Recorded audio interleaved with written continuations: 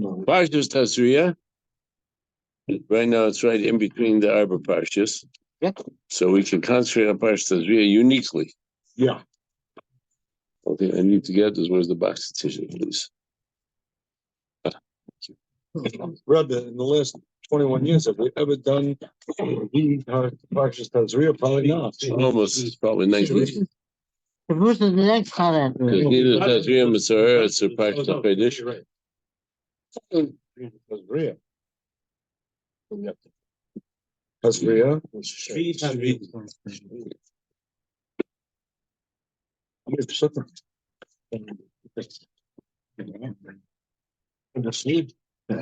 No. So Parsha Tazria Shvi is Tumas HaBeged.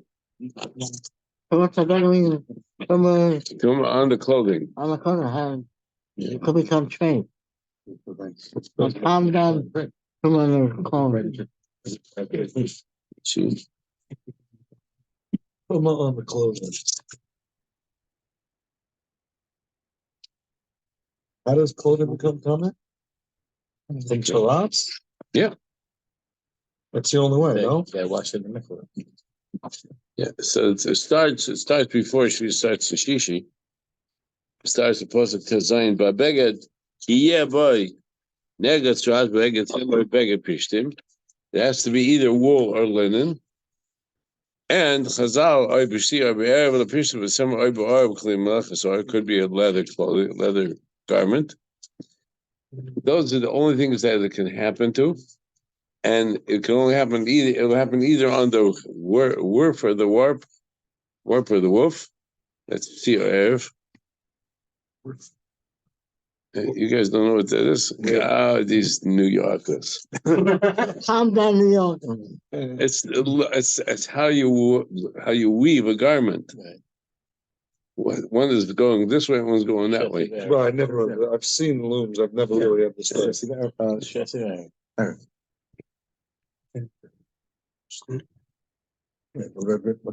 Oh, and then he gives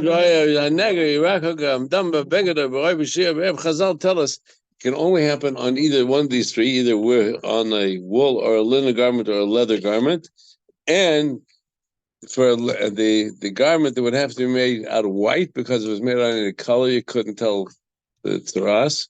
So it has to be a white wool or linen garment or a leather garment. Never heard of white leather. No, leather. Oh. Right? And by nature, it's not possible to have a garment where it's only the warp or the woof, what the shasi or the Arab going one way or the other, without it affecting everything else. If we spill a little bit shunt on Johnny's garment, it would go all over. It wouldn't go just one direction. Another direction.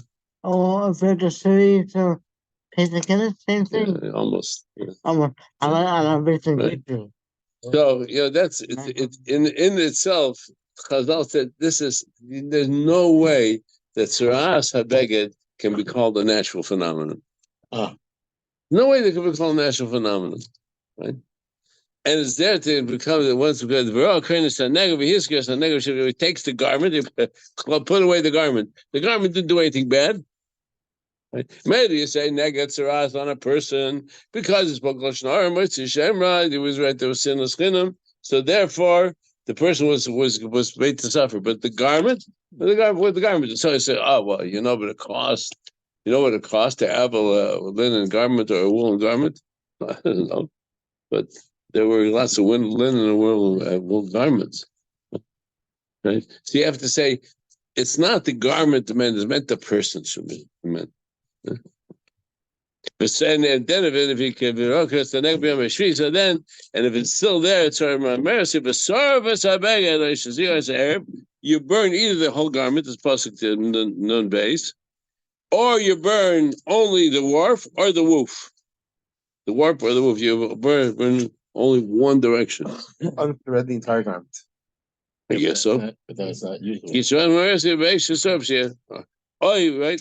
You see, you saw it spread either right or went up and down, and so no, you burn the whole beged. If it's spread along the length or along the width, That's enough to make the whole garment tamei and to be burned.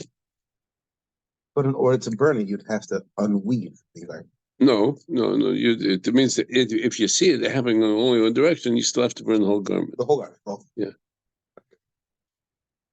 Or if the garment, if you said a claim, but in Gimel Vim Yer a claim be loifas on nega b'abeged b'shir b'erev or b'chol kli or if you the claim sees and it didn't get any worse, either the ride going up or down, or on or wash it.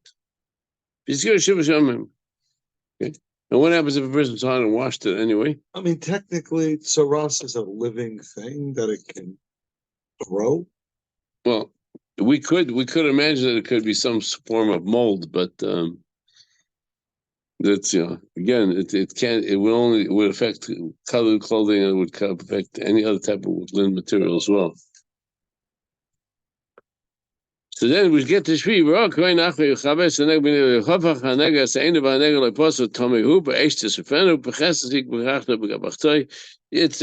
It causes us damage on the garment. We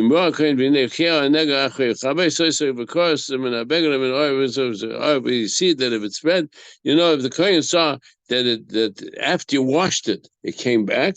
So then you cut off that piece. But however you see that again the length or the width that it started expanding. You can wash it again a second time, and then if not, and if you can cut it off. If not, then the whole beggar is tummy. So his Torah's neged tries beggar that semi v'shir erev or kol kli or the Torah or the tummy. The beggar can't make someone else tummy. Change. Is the beggar a rishon and therefore can be matama in a kli? Be matama somebody? Or I don't think so. Itself that's tummy. It's just the garment's tummy. The claim expects it. He doesn't come from it. Doesn't mean he touched it. No, it doesn't say anything about being matama a person.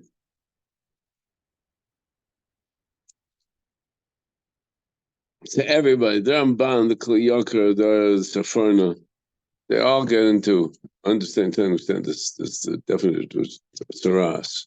Because by all descriptions or whatever the Torah gives as descriptions, everybody knows that this is something that only existed in the time of first Beis Hamikdash up to the end of first Beis Hamikdash. By the time of second Beis Hamikdash, people weren't doing tshuva anyway, so Tzaras disappeared. Because Tzaras was only a hint to a person to do tshuva. And if the person did tshuva, so then the process will allow him to come tahor. Or if he didn't do tshuva, it would go to the next stage.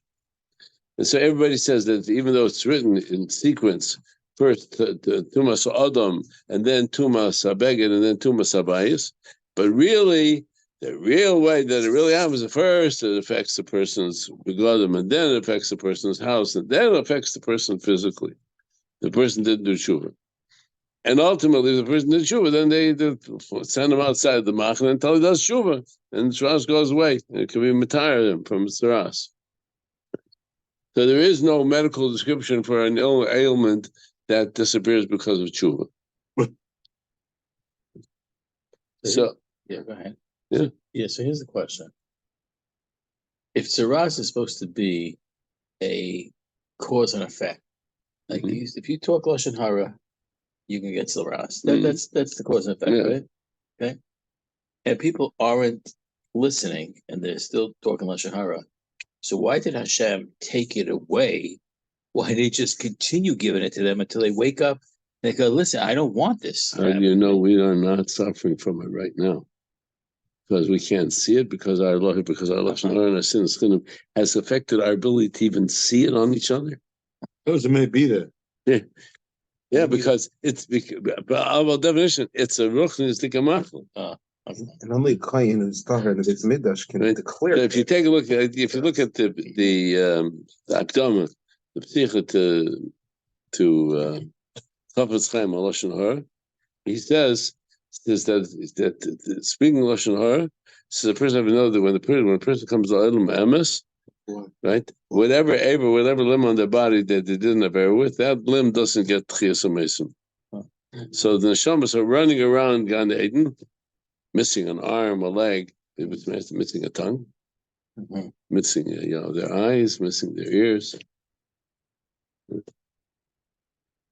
So we're living in a world in which we cannot see Tumah. Doesn't mean the Tumah is not there. We're living in a world that's Tameh. So we look at each other, we think that's normal. Nachman from Breslau has one of the stories that he tells over of a country where the wheat that had a spore which made everybody crazy, insane. Right, so everybody was eating it. And so finally the king and his chief minister were the only ones who didn't eat it because they knew that if you eat it, become insane. Finally, they looked at each other and says, we're the only sane people in this whole country. Says, we are there by definition, we're the ones who are crazy. Says, so what should we do? He says, you know what? We'll have to eat because you're going to have to eat it. He says, but we'll at least put a sign on our forehead to know that we're crazy. Everybody else doesn't know they're crazy. We'll at least know that we're crazy. Right? So he says that, you look at Sabi, you see a Hadras Pana. Right. That's the lack of the tongue. Lack of Averis. Right? Living B'tahara, the Torah is B'tahara. We're Zoyka sometimes to see that. But if you look at Rashi, you skip over to Parsha Matzor, Tumas Habayis.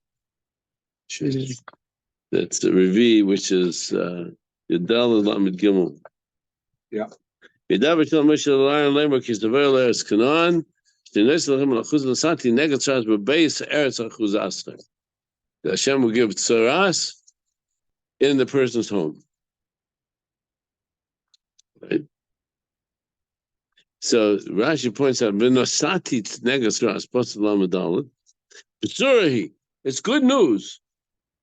Sure, Shanagoyim by Aleim. That's good news that the Nagoyim Negabay is happening to him. Excuse me a second.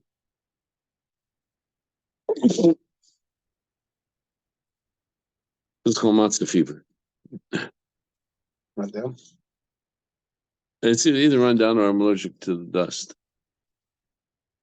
Maybe this morning said he was burnt out. Yeah, I know. That's different. That's where you guys are by the oven. You guys are by. Official here. Go look at some of the shivas. What's the shivas? It's a good news that the Nega of Tzaras is happening. The Pishat Minu Amorim Matumena shall Zoh Bekiris Bateim, because the Amorites, the Bnei Canaan, hid all of their gold in the bricks of their home. Because they knew that the Bnei Yisrael were coming, so they hid their gold. Because the Nega, you have to break apart the bricks, and they would find it. So is this bad? Well, it's good. So do you have to do tshuva in order to find the gold? Well, if you didn't do the Lashon Hara and wouldn't have done tshuva, you may not have needed the gold. Maybe the whole purpose of Lashon Hara, the cause of Lashon Hara, was because they felt they were lacking. Okay. So you only find it by nega bias, right? But if you take this concept of what happened with nega bias, the Rashi says that's really a good thing that happens. So forcing a person to tshuva is a good thing. Is the nega bad? No. The nega is only an indication the person has to tshuva. So how many different averos or how many different ways does the Torah give us the nega tzaras? Just depends on which aver was Lashon Hara, Chilas, Mitzishemra, right? I'm not sure which one is which. However, the Torah gives us a whole bunch of different descriptions of tzaras, right? And we say, oh, that sounds terrible. Then if it sounds so terrible, so why didn't it continue? And the answer is because we didn't do tshuva, then the whole mechanism doesn't have a purpose. Rashi has a lot to say on tzaras. Yeah, sure. And Rashi and all the Rishonim, there's a big machlokes from Rishonim with the Arachaim, because it goes into really trying to define what we know about description of tzuras from different Chazal and what from the Torah, what it means, and how it means, and what does it look like, because in the times of the Rishonim already, there was no more tzuras. So anything that we have to know about tzuras, we have to figure out the fact that Torah gives a b'chsav, and there is some Torah Shabbat Peh, and there's a machlokes of what kind of tzuras is happening to which. All we can know. Is there any stories in the Navi about tzuras? What? In Navi itself? Sure. There was tzuras and was man and Nevi'im. The most famous one was Naaman. Right. Naaman was a Philistine general who got tzuras, and he came to Elisha, right? And Elisha told him to go be terrible in the Yarden. So he told Elisha, "Do you think I don't have baths? I need to go into the Yarden." So the servants told him, "Why does it bother you? Go into the Yarden." He went to the Yarden, he was healed. He wanted to show Klal Yisrael that even Naaman, who was Palestinian. it could be if you listen to the Navi, tzuras goes away. But there were mitzvahs. I'm sure the whole battle, the whole story with Sancheiriv, where the Sancheiriv surrounded Yerushalayim, and overnight the Mal came and wiped them all out. Who found them? 3 Mitzorim who were camped outside the city. Right? They were starving to death. He says, "All right, let's go see if we can go grab a little food from Sancheiriv's army." And they came and found that the whole Sancheiriv's army had disappeared. Who was the 3 Mitzorim? So there definitely was tzuras. It wasn't until by Sheni that tzuras disappeared. That's because people weren't doing tshuva anymore. But if that's the case, then negative tzuras habeget also. If I tell you, listen, if I tell somebody, you know what, I think that your suit is already, the elbows are running out. It's time to get you rubbing out. I think time to get yourself a new suit. Person says, "Yeah, but I don't know if I can afford a new suit." So come on, you can't. The moment that the garment starts to tear, you're not going to be able to wear it anymore. Buy yourself a new baguette. I'll help you. Go over here to Ralph and get yourself a discount suit. Who's Ralph? Twerski. His son owns the building and has a suit store. Hanukkah, Upper Pesach, and They're staying over there. Yeah. He suck some Pesach. That's Ralph Twerski said? His son, yeah. It's done. I used to live here in Flatbush. It was the chesed, right? Discount for B'nai Torah. Very nice. Very nice. So, is it bad that the person can't afford a good suit? No, because it's a tremendous chesed.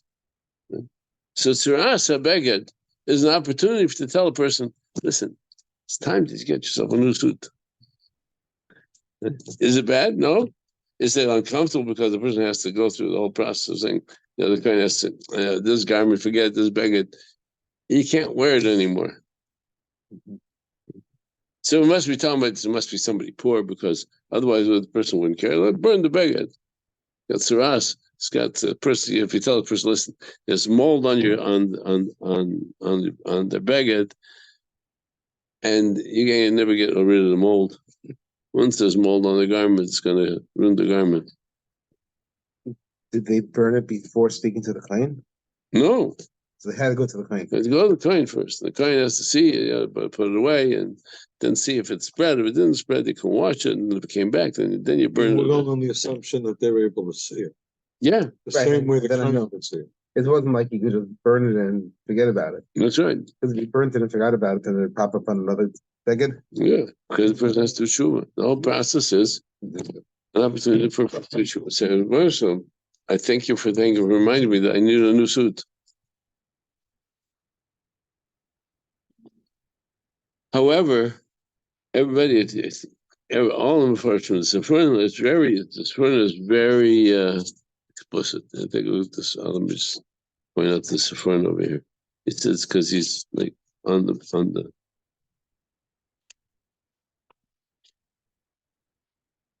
This is on Pasuk Mem Zayin.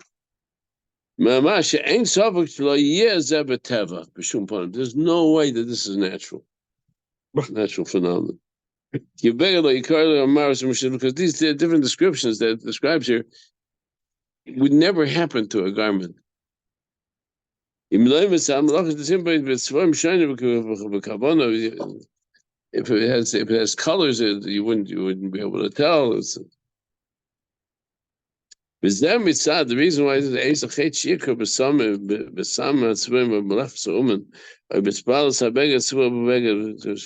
you can't say that this is because the person who wove or dyed the garment, there was something wrong with the way the person did it. It's the person who's wearing it. The problem is that Capella, the Torah is telling us this amazing thing that's going to happen to either the garment or the bottoms. The it's coming to tell us the bearers that a person has. Right? So it's a matana, it's a gift from a Kadosh Baruch Hu to make us aware that we need to think about changing.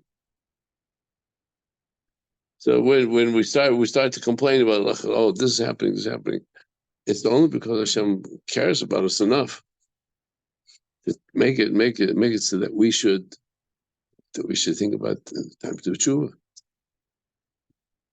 So one of the reasons why this happens it comes before Pesach, come in Parsha Tazria always come before Pesach, is because Pesach is also an opportunity for us to examine everything in our house to make sure what we really need to keep and what we don't really need to keep. I might be going out fresh. Spring cleaning on your midas. No, and the Cleocrat says, if you talk about tzaras, made it trust on a person, thank you. Just a person because there's something wrong medically with the person, their body is weak, and therefore it's tzaras, because you can't say the beggar didn't get sick. The beggar didn't do anything to be sick. You have to say the neged tzaras is a miracle.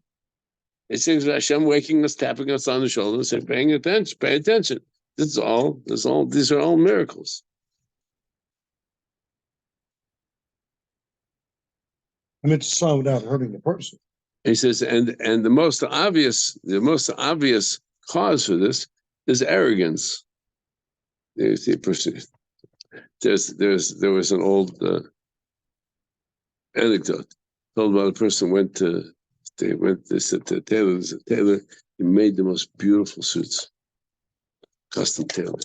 Comes to the tailor, he says, I want the best material, I want a beautiful suit. He says, listen, this is my most expensive material. It's beautiful because there's only one problem with this material. Once I sew it, it cannot be altered because it's so delicate that once you sew it, you can't undo the stitching. So he says, "Okay, listen, I want the most beautiful suit. You got the best, most beautiful garment." Okay, so he comes. The tailor takes the measurements. The guy comes for the fitting, and the tailor says, "Oy vey. The left sleeve is longer than the right sleeve. I can't alter it. But it's a beautiful suit." He says, "But I'll tell you what, if you bend your left elbow, it will pull up the garment enough so that nobody will notice the difference." Okay. So he's standing there, he pulls up the elbow. Oh, what a beautiful suit. He says, there's a problem. When you pull your left elbow, your right shoulder goes up, moves away. So I can't adjust it. So you got to pull up your your right shoulder. And he says, okay, you pull the right shoulder, but it doesn't lay good on your hips now. So you got to move your left hip to the. He says, beautiful suit, perfect. He says, but if you move your left foot, then the right foot is going to be too short. So you got to pick up your right knee. What a beautiful suit. He says, okay, yeah, you got the most beautiful suit. Goodbye. Paid for the suit, walked down the street with the elbow and the shoulder and his red. So he's going. So he walks by somebody, a couple people say, "Oh, poor guy, look how crippled he looks." He says, "Yeah, but what a beautiful suit."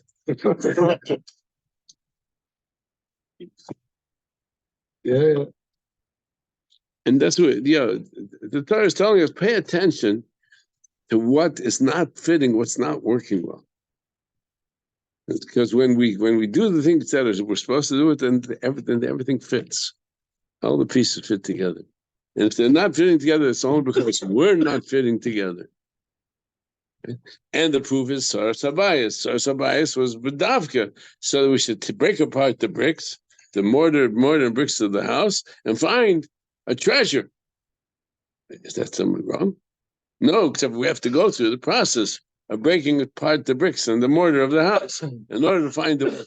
So if a person's forced to listen, the guy's wife has been wanting him to do renovations for a long time. So Hashem says, break down the walls, break down the bricks, right? So forces him to do the renovations. But in the meantime, he's going to find that he's never. Pay for them now.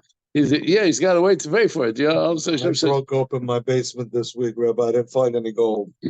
There's no terrace. That's fine. No, it was a not yet. It was a broken air conditioner. Oh, yeah. HVAC. So if we're sensitive enough, we would say every time that something happens, it says the Baruch was telling us, Hashem's telling us there's something that we need to fix. That's it. Don't pay attention to the details. If we see that something is not we're going the way that we think it should go, and we think things are getting ruined, pay attention to what it's trying to tell us. And when we have that, then our process of doing tshuva. Okay, I need to change this, and I need to make a couple of changes. And once it's done, then everything becomes tahor. Then everything you can wash it out. There's no question that the term kibbutz as begodim, you have to wash out the garment, is part of what happens to a person who comes to me. He has to wash the garments. Right? If you didn't wash the garments, then the garment becomes ruined.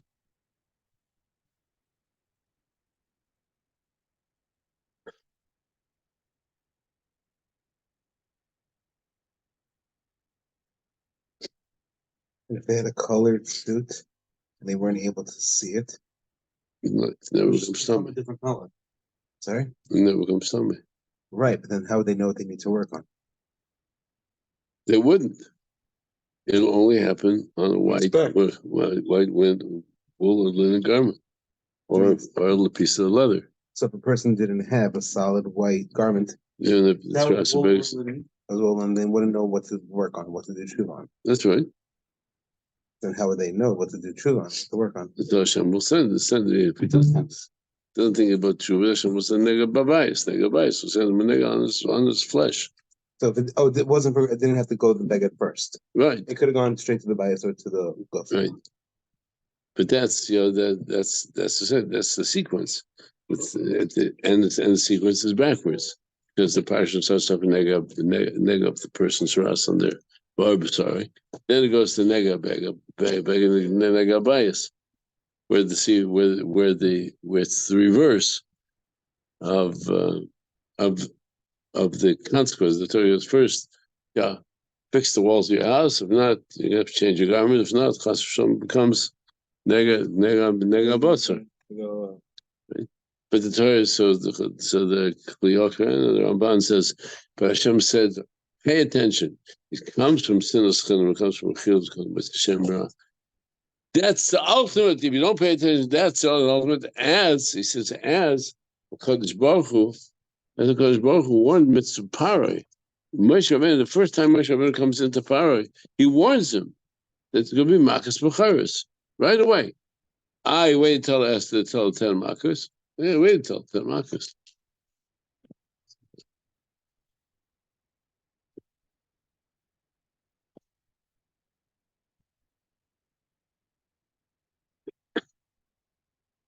So when it comes to Seder for Pesach, if we pay attention to the sequence, the Kadesh, Urchas, Karpas, Yachas, each one is to make us more and more aware of what Mitzias Mitzrayim is all about. And it's given, these are 15 madrigas of what we should pay attention to. And the interesting part is that Safar Baruch Hal Nitzah is at the highest madrega. It's the time when we're most tired. Yeah, it's the one. That's the only way we'll get through it. It's the only hardest we have. All the simple stuff. We know, okay, we know the Manishtana, we got the Kashas, we got the Sipitis Mitzrayim, we finally get to Nicer Plaza. yeah, finally we get to okay, now it come to 1 year in Denver, we advertised. Anybody who would like a Seder, please come. Oh boy. So this elderly couple shows up and sit there with their going, says, okay, where's the food? But wait, finally we get to the matzah. And more, what salt? Jewish couple? Yeah. Elderly Jewish couple. No idea.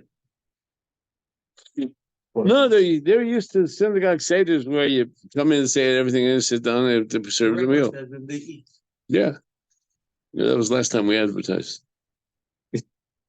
Personally. Yeah, because if you like a seder, please call us. We'll see if we can arrange for it.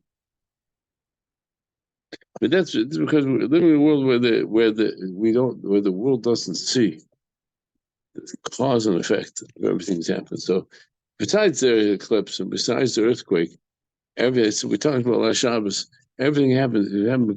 They're chapping with the Bnei Torah. What do they think was happening? They think that Iran is going to let us get away with chapping with Torah. Our enemies love to see when we're chapping with Torah because they know we're weak. When we start trying to undermine the strength of Torah, our enemies remind us who we are and why they hate us. And the only way that we have any power to stop it is because if we have machazik Torah, we strengthen our Torah. So we look at the politics of the world and say, all of a sudden, the same week that the Attorney General of Israel says that our boys got to go in the army, Biden says, "I'm not giving you any more weapons." What do they think was going to happen? Yeah, but they don't connect the dots. They're not connecting the dots, but for us, we take long. Motivation. So look at only happened in this part of the U.S. It wasn't the whole country. and And eclipse only goes across one line. Not Let me understand something. yeah, and this is 80% of the firm world lives exactly where it happened. I understand. 80%. yeah. New York. New York, New Jersey. Lakewood. Is 80% of the firm world? Well, that's Chicago and California and Texas and every other state. No, in the United States. I believe we're still 80%. 80%. Yeah. The from population? Okay, so what are you saying? No, in other words, saying there were Jews all over the country. Yeah, but 80%, where 80% of them are is where it happened. So it's affecting the Jews. Of course. But it's supposed to be showing the rest of the world. And Of course. and therefore we say, okay, why are there pro-Palestinians protesting and boycotting? Only because we're weak. Not because we're going to go out and meet them, fight them with weapons. Because our weapons are Torah. Chaim Volozhiner said the following: when a Jew forgets to make Kiddush, Mhm. the Goy makes up double. Right. That's it. All right, we pay attention to these parshas in order to prepare us better for Pesach. We'll be zecher that the Pesach will be as man chirusenu. Okay. Next Thursday night, there's Shiur. Next Thursday night, there'll be a shiur, and wait, you know what? Next Thursday night, not only will be a shiur, we have to do Agolos Kalim. Bez Hashem. All right, take care, Dr. Ben, Sam. I don't know if Sam is there. Sam is there. Good to know. And he's there also. Who? Your brother. Oh, Surely. It is good. Surely's there. So Rebbe should know. Actually, he sent the guy who filmed the video this week. He saw that the